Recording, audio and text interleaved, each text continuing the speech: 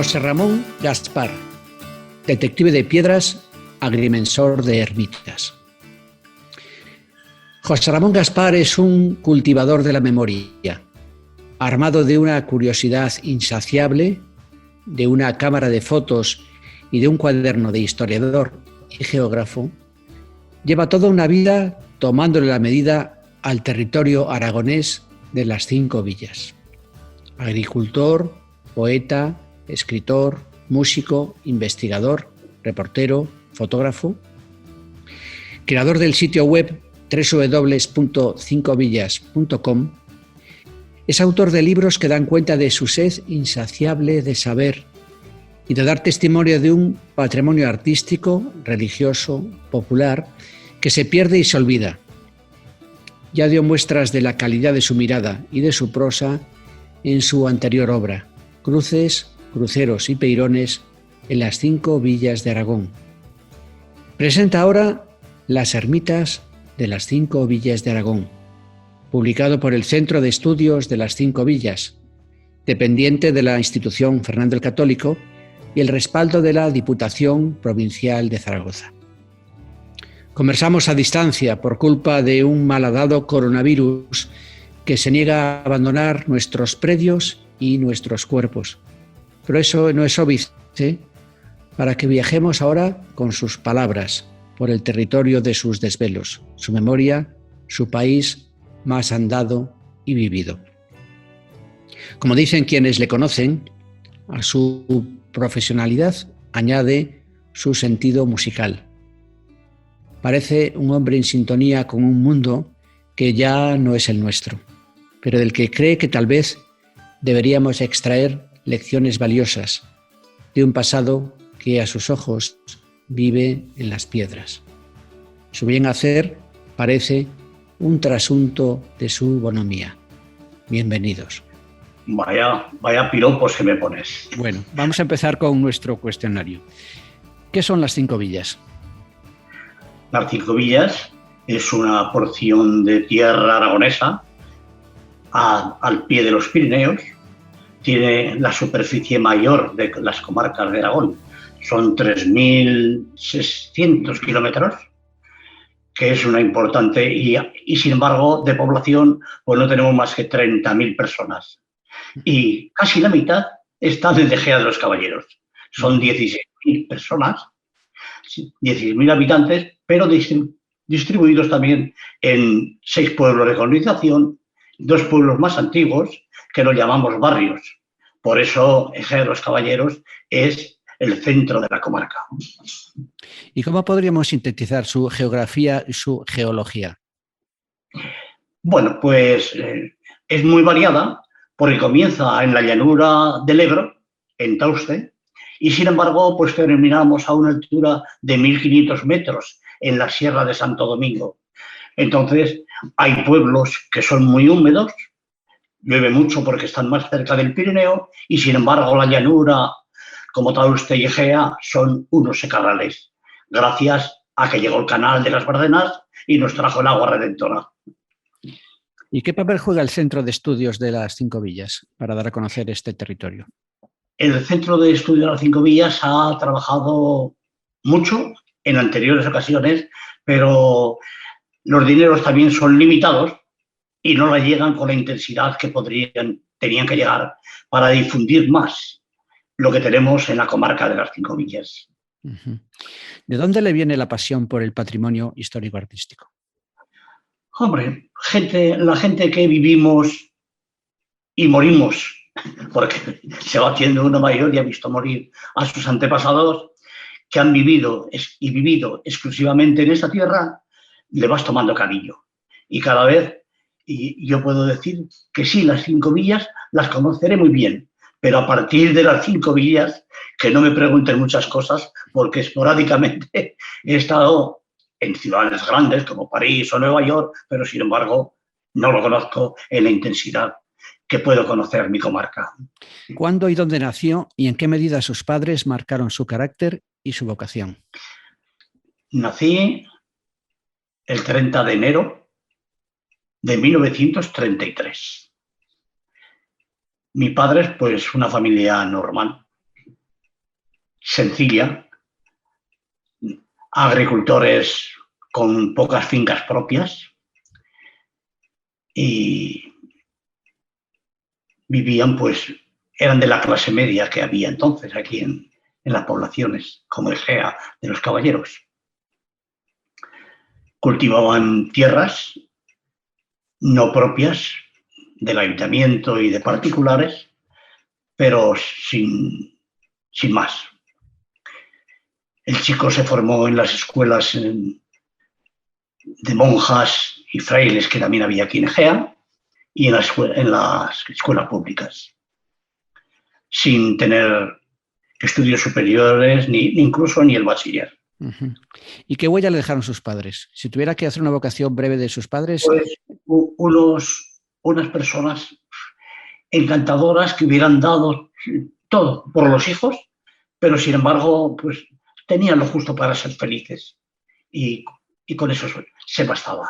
¿Qué soñaba con ser cuando creciera? ¿Qué sueños tenía entonces? Bueno, soñabas con que el mundo era muy grande. Para mí, salir a los 18 años voluntario, hacer la mili en la aviación, fue, no sé, salir de la tierra para conocer más cosas, me fue extraordinario. Me pareció un sueño. ¿Cómo definiría su pasión por el arte y la memoria? No, es que las cosas casi no he considerado lo que he vivido y he visto, casi no lo he considerado un arte, porque las iglesias no les han dado el valor que tenían y, sin embargo, pues desde que eras monaguillo estaba dentro de ellas. En gran medida ha sido un autodidacta, ¿no? Ha empezado a cultivar esta pasión desde hace mucho tiempo. Lo que hacía falta era haber adquirido conocimientos, pues en la juventud, en plena juventud, porque el románico, que es lo que predomina en nuestra comarca, pues ahí lo tienes, pero sin embargo hasta 1900 no le damos importancia, yo creo que nadie, ¿eh? Uh-huh. Bueno, yo sí que me apunté como amigos del románico y tengo el número 363. Sí. ¿Y quiénes fueron sus maestros? Pues mis maestros, gente muy sencilla. Serán extraordinarios, pero también gente muy sencilla. No he ido buscando lumbreras para documentarme con ellos. Por ejemplo, en el románico, Antonio García Omedés, que tiene una página romanicoaragonés.com, para mí ha sido un acicate extraordinario para ir conociendo las muchas ermitas, iglesias que tenemos en nuestro territorio. ¿Y cómo se aprende a leer el paisaje? El paisaje es muy variado. Por ejemplo, en nuestra zona en Egea de los Caballeros es un terreno, una zona muy pedregoso, piedra arenisca. En la otra parte de la Bardena tenemos ya piedra de otra calidad y mucha vegetación de pinos y pinares y romeros. Por eso cuando he escrito alguna canción hablando de las 5 villas, siempre dice los montes cuajados de mies, de ordi y de trigo, y los montes de pinos y romeros. Yo siempre estoy ilusionado con ello. ¿Qué cuentan y cómo hablan las piedras? Bueno, las piedras, el problema que ahora tenemos es que encuentras en los montes muchas piedras que han recogido nuestros antepasados para hacer cabañas, para hacer cobertizos, para hacer parideras, y hoy todo eso lo tienes desmoronado. Es muy lamentable hacer visitas por los montes. ¿Por qué no son reliquias muertas o mudas estas ermitas? Hombre, esa frase del presidente del Centro de Estudios 5 Villas me parece muy acertada, porque las mismas ermitas nos hablan de su historia. encontrar una ermita que tiene los accesos que antes fueron cobertizos para caballerías, hoy están transformadas a lo mejor en hogares y mesas para los devotos, que te encuentras donde vivió el santero, que todos los años vivía tranquilamente allí con su familia, llevando mejor las tierras, pero luego recibía a los peregrinos que año tras año pues hacían sus romerías. Hoy precisamente estaba leyendo que una ermita que estaba a la linde de Aragón y Navarra estaba construida en términos de Aragón, en Egea de los Caballeros, Santa Margarita, pero sin embargo pertenecía a Navarra, a Tudela, y era el párroco de la iglesia de la Magdalena el que acudía en el tiempo de dar la comunión a los pastores, acudía él. Y sin embargo Egea nunca se iba de romería, cuando ellos, los navarros, a territorio aragonés, que era donde estaba esta ermita, tenían 4 romerías en el año. Caray. Una de un pueblo y otras del mismo pueblo. En eso nos ganaban a religiosos. ¿Qué es una ermita y de qué piedras están hechas las ermitas de las 5 villas? Bueno, pues según el lugar donde están construidas.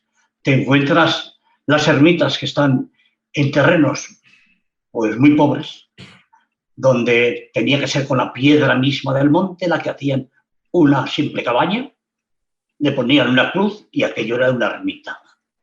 Pero también en el siglo XII o XI se construyeron iglesias que luego fueron abandonados los pueblos y se quedaron como ermitas. Hoy, por ejemplo, una fotografía que he puesto de portada en un libro, pues es una ermita que es del siglo XII y es una, no sé, algo que te crees que es casi imposible hacer una iglesia allí pegada en el monte y dentro de ella han crecido los árboles después que se ha desmoronado su techumbre. Tienes otras zonas, como Tauste, que incluso son hasta con piedras de yeso, está construida la ermita. Y en la zona ya de la Bardena están construidas con piedra de cal, caliza, que son otra consistencia la que tiene. O sea que te encuentras, según el lugar que ocupan, pues van hacia la ermita con los materiales que tenían más cercanos. ¿Pero qué es una ermita? Una ermita, pues cuando he visto las cruces y cruceros y peirones que tenemos en la zona, te das cuenta de que llegó un momento de que no les bastaba con tener una cruz para ir a rezar o ir a una romería. Alguien pensó que tenía que ser un sitio cubierto y la construyeron pues sencillamente como era la gente, sencilla, con piedra sencilla, y ahí ha pasado el tiempo, la religiosidad ha aflojado mucho, mucho, y se han visto abandonadas y luego derruidas. ¿Y se pueden establecer algunos rasgos comunes entre las ermitas de 5 villas, algunos rasgos tipológicos, artísticos? No. Porque abarcan un periodo muy largo, ¿no?, de tiempo. Sí, exactamente. Hay ermitas que están construidas pues, en 1400, otras son en los siglos XII, esas que digo que han sido antes iglesias, y luego otras más pequeñas que han desaparecido con el tiempo. En la plana de Monlora, en Luna, una comunidad de frailes y otros devotos de otros pueblos llegaron a hacer 13 ermitas en aquel monte. De las 13 no queda ninguna, solo una. Una sí que está bien construida, con piedra picada y ahí se mantiene. Pero las demás solo ha quedado el nombre de los santos a los que estaba dedicada. Mencionó antes el románico. ¿Podríamos decir que el románico es el rasgo más constante y definitorio de todas ellas? No,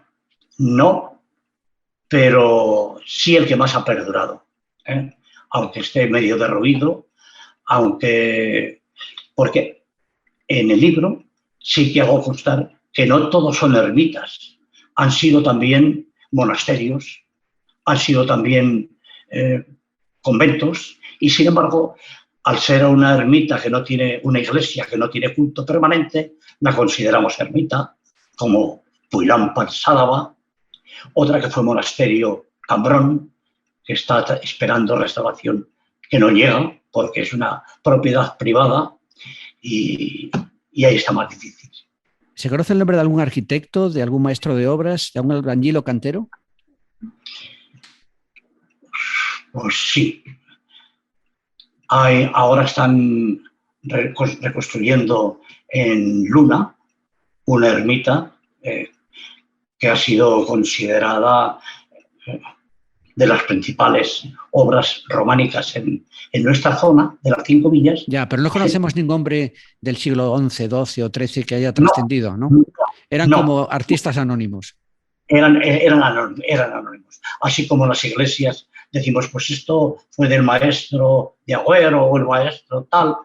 En las ermitas estas no. No tenemos constancia de por quién estuvo construida.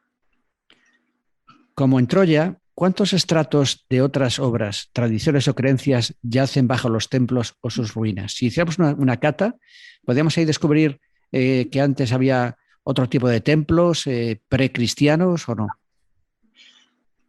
Algunas de las ermitas sí que historiadores han analizado que son, por ejemplo, templos precristianos, o sea, anteriores a la cristiandad, y aún se mantienen. Lo que pasa es que las reparaciones que les han llegado solo ha sido mantenerlas bajo un cubierto de uralita, y ahí están. Habla de una época pletórica, entre los siglos XV y XVIII, con una gran piedad popular que se tradujo en la elevación de al menos 24 ermitas. ¿Por qué se produjo ese auge y a qué se debió la decadencia? Bueno, pues no he profundizado en el por qué tan religiosos eran en aquella época. Un contraste tremendo con el momento actual. Sin duda. Que no nos quedan ni curas. y antes que arreglar ermitas tenemos iglesias que merecen mucha más atención que volver a reconstruir la ermita. Nos daríamos con un canto en los dientes, como decimos ahora, que algunos de estos edificios supiéramos mantenerlos como están. Tener mejores accesos para poder visitarlos y tenerlos en mente, pero sin pensar que eso se puede volver a construir. ¿Y en qué medida remiten las ermitas a una piedad popular, a una religiosidad más en consonancia con el cristianismo primigenio, a las enseñanzas de Jesucristo? Bueno, la Iglesia posiblemente tuvo en su mano poder educar a muchas gentes en aquellas épocas y llevarlos a la Iglesia, unirlos, era facilitarles el medio de que las gentes estuvieran unidas. Y las desavenencias que podía haber familiares las mitigaban precisamente con esas reuniones en las iglesias y en las ermitas. ¿Qué sabemos de los ermitaños o santeros? ¿Hasta cuándo resistieron y quién fue el último? Ay, pues mira, aquí sí que yo conocí al último santero, que fue Santiago Apilluelo, un señor de Luna, que tuvo la desgracia de morir el 17 de marzo de 1985 en lo que era su morada junto a la iglesia, a la ermita de Hierro, en Luna. Y anteriormente había conocido a otro anterior que era cazador y venía por los montes precisamente por donde nosotros estábamos y nos quedábamos a lo mejor 8 y 10 días sin volver a Egea. Allí acudía ese santero con su caza, nos ofrecía algún conejo de aquellos y también había que obcecarlo pues, con algo de lo que teníamos, embutidos, jamón, en fin, alguna cosa de esas, o pan tierno. ¿Y cómo compagina el trabajo de campo, o sea, el ir al lugar, tomar notas, tomar fotografías, con el trabajo con fuentes textuales, con manuscritos o con libros? Bueno, se da la circunstancia de que todo lo que he hecho y he escrito sobre las ermitas lo he hecho después de tener la jubilación. ¿Eh? Ajá. Hasta entonces, esporádicamente visitaba algún lugar, lo conocía o trataba de conocerlo, pero nada más. Ha sido después de la Está, jubilación, que ajá. fue en 1998, cuando tomé un poco el ritmo de conocer mejor las cosas. O sea, lleva ya 22 años dedicado a esta pesquisa. Sí, sí, porque en la actividad que acompañaba a mi labor de agricultor, también había otras con fitosanitarios y tal. Conocía a muchas gentes y me ocupaba también de ir a visitarlos. Y en esas visitas, pues mataba dos tomas de un tiro. Ujú. Bueno, ha dedicado su vida a la agricultura, al trabajo de la tierra, ¿no? Eso se puede decir que también le define que es un hombre más de naturaleza que de escritorio. Sí, sí, sí. De escritorio, nada. De escritorio, pues por dejar escrito algo, pero nada más. ¿En qué medida siguen siendo las ermitas una seña de identidad o remiten a un pasado que se desvanece de manera irreparable? Sí, hace duelo, pero es irreversible. Es irreversible porque algunas gentes dicen, qué lástima, anda, pues no sabía que esto es así. Porque aquí en Egea tenemos en el extrarradio una ermita que fue el cementerio en 1840 de una peste que hubo y los muertos lo llevaron alrededor de aquella ermita. Ajá. Y al poco tiempo ya se suspendieron los entierros alrededor de las ermitas y de las iglesias y se hicieron los cementerios extramuros para enterrar a las gentes. Y claro, la gente cuando lo ha escrito eso en el libro o en el blog que tenía que lo habría escrito antes, pues dice, anda, pues no sabía que esto pudiera ocurrir. Pues sí, lo que pasa es que nadie se ha preocupado de contárnoslo. Has tenido que buscar después para saberlo. ¿Y en qué medida la despoblación ha contribuido a la ruina de muchos de estos edificios y cuánto ha sido el olvido y el saqueo que han sufrido? Sí, eso es lamentable. Eso es lamentable porque aún encuentras alguna ermita románica y ves que se han llevado capiteles que estarán por ahí en alguna finca de recreo, algunos pilares, en fin, motivos que donde pueden estar es en el sitio donde se ha creado. Claro. Pero esto no se puede evitar. Uh-huh. Igual cuando te encuentras un pueblo abandonado que se han llevado pues hasta las piedras del arco de la puerta. ¿Eh? Es una lástima. ¿En qué complementa o amplía este libro a su anterior obra, Cruces, Cruceros y Peirones en las 5 villas de Aragón? Hombre, sí, es que lo primero que hice fue una cosa más sencilla, que era los cruceros y los peirones, no, que no tenemos más que 2 o 3 en toda la comarca, que son los que están compuestos por una capilla. Entonces, después, esto fue el año 2017. Uh-huh. Entonces, después digo, anda, ¿y por qué no hablo de las ermitas?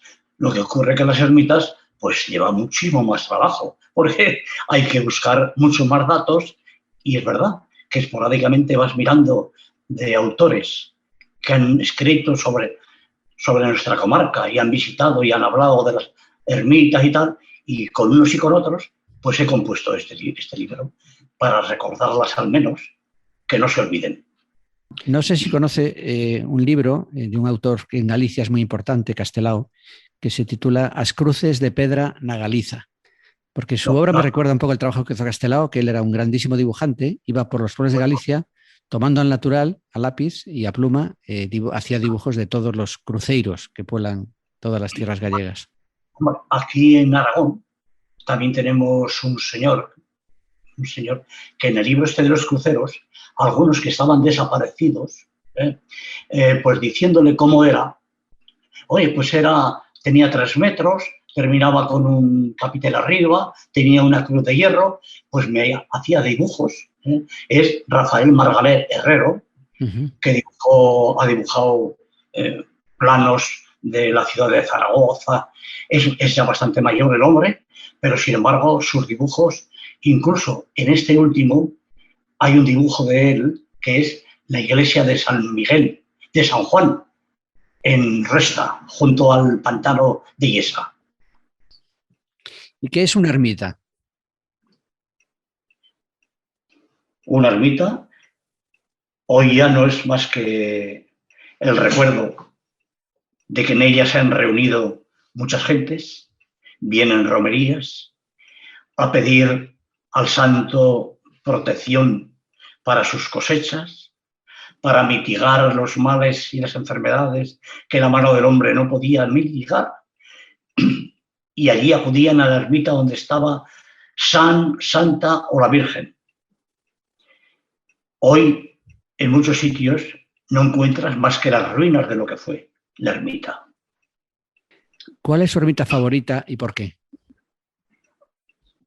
Ermita favorita, únicamente, a veces, alguna que te ha hecho más mella o la recuerdas ahora con más intensidad, puede ser una que teníamos en la Llana, que está aquí mismo en el barrio de la Llana, donde hasta el año 1834 se enterraban allí, era el cementerio donde enterraban a los muertos que hubo una peste en Egea, y fue el último cementerio porque a partir de aquella fecha probaron ya hacer los cementerios extramuros y no se enterraba a nadie en las iglesias ni alrededor de ellas. Esta ermita tuvo un calvario con 3 cruces, porque allí iban a rezar las gentes y sobre todo en la época de la guerra civil iban a hacer allí sus rezos. Otra de las ermitas muy importantes para mí ha sido la iglesia, la de San Lázaro. La de San Lázaro fue una ermita que en el año 1700, con la guerra de sucesión, fue destruida totalmente. Con las piedras que quedaron, se hizo un crucero para recordar a los 200 egeanos que habían muerto en aquella guerra. Se hizo incluso a fotografías en 1970, que era cuando pasaba el tren. Hasta esa fecha pasaba un tren y dejó en sus cercanías las señales de prohibido el paso. Y hay fotografías de ello. Y hoy la verdad es que te duele que, sabiendo ya que ha sido aquello una ermita, luego un recuerdo de los muertos en aquella guerra, no se haya recuperado, y ese es el sueño que tengo hoy por cumplir. O sea, su ermita favorita es una ermita fantasma. Una ermita fantasma. ¿Se puede decir que las ermitas son una humilde llamada de atención a lo que no vemos, a pensar con el corazón? Sí, pensar con el corazón. Y pensar que han sido nuestros antepasados los que las levantaron y no tuvieron ya suficiente fuerza para seguir manteniéndolas. A veces decimos que las distancias, estar tan separadas, ha sido la despoblación. Bueno, tengamos en cuenta, por ejemplo, en Egea de los Caballeros, de despoblación nada. Ha crecido considerablemente. Sin embargo, de 17 ermitas que se contabilizaron, hoy no tenemos más que 3. Y de las 3, solo en 3 podemos ver. Las otras son simplemente ruinas. ¿Representa el abandono de estos lugares una prueba de pérdida de fe y de sentido trascendental? Sí, indiscutiblemente. Es duro decirlo, pero yo creo que hay mucho de ello. La última pregunta, y no sé si es la más fácil o la más difícil. ¿Quién es José Ramón Gaspar? José Ramón Gaspar hoy ya un señor jubilado, pero sin embargo que está creído que puede hacer las mismas cosas que ha hecho siempre. Lo que pasa que cada vez tendrá que ser más limitado. Por tengo hasta huerto. Lo que pasa es que el huerto cada día está más pequeño. La música me ha gustado, pero si es que no he hecho más que ser aprendiz de todo. Y ya a este paso, con 88 años, igual me da poner más que menos. Bueno, pero quizás sería una buena definición esa de aprendiz de todo. Aprendiz de todo. Maestro, yo creo que no voy a ser nunca de nada. Y admiro a los que despuntan en una vertiente o en otra. Los admiro. Igual me da de música que de arte, los admiro. Pero también me conformo con haber sido eso, aprendiz de todo. Bueno, pues enhorabuena por este libro Las ermitas de las 5 villas de Aragón y le animamos a que siga con esta pasión. Muchas gracias. Muchas gracias y yo me alegro mucho de haber estado contigo este rato. Estupendo. Hasta pronto. Y espero que tengamos ocasión de conocernos y me gustaría mucho visitar una ermita acompañándole. Pues sabes dónde estoy, con otro en mi teléfono y tengo coche para poder llevarte hasta donde haga falta. Muy bien, pues queda el compromiso sellado. Hasta pronto. Bueno, hasta luego.